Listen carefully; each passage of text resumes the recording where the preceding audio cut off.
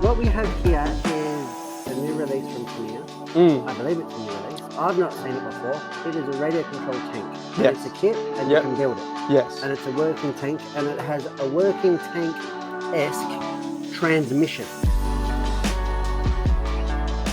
Now I don't know what that is. I'm not a tank transmission expert. You're not I'm going to come to the overhead.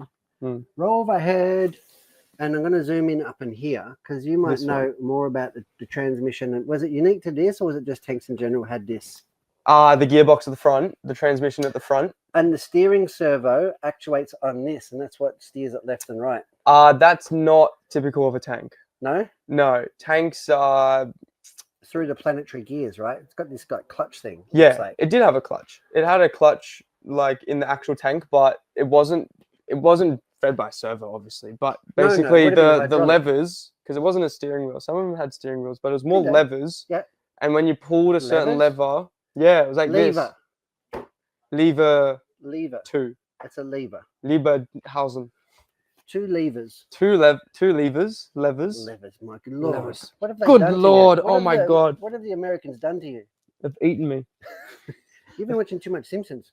I have. Actually, my housemates were playing The Simpsons last night. I'm not really a Simpsons person, but... Why not? Yeah, the two levers that they had would basically steer the tank. So it would make one track faster than the other.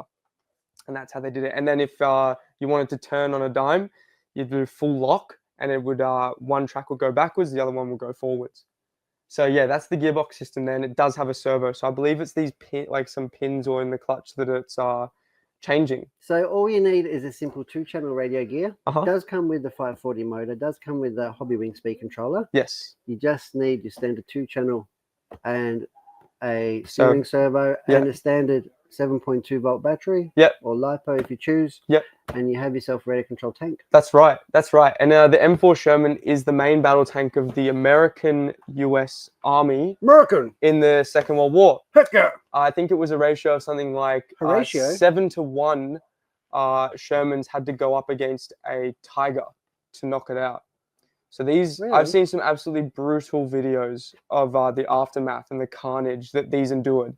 The soldiers that fought, the tank crew that fought in these, had a bad day. They were incredibly resilient men. They were incredibly resilient. It didn't have a lot of armor either. It was more of a pretty easy. Yeah. And this, yeah. And the Tigers smashed them. Tigers, they had an 88mm flak gun on it, which is huge. It's like 40 mil or something. And they just punched through. Punched right through the armor. Could go through one side and out the other. Yeah, literally, in one side out and out the other. You can see like in videos from the time, they like video the insert where it went in and then the exit. It had just punched straight through. Incredible. No amount of angle could protect these crew from a Sherman. From a Tiger. From a Tiger or any of those guns. Were they fast? Could they at least outrun them or not? They were just like a regular speed, maybe 40, 50 Ks. Yeah. So they had a tough. Would you say 7 of these to 1 Tiger? Yeah. There you go. Yeah. But it was mass produced, so they were able to get the numbers out onto the field. So this partook in. And they're probably a bit lighter, right? So they could fly. Would they fly them out? No. They were put on LVT landing boats at D-Day. And I don't think they were airdropped. No, absolutely not. Not airdropped. They weren't helicopters at this point of the war either. So yeah, they all came over on ships. And so these partook in the Pacific theater, the European theater, the African theater as well. They had Shermans down in Africa. The British used Shermans. The Canadians had their own Sherman called the Firefly. They put a larger gun on the Sherman chassis, and they made it their own. What's this old thing for? Hold on.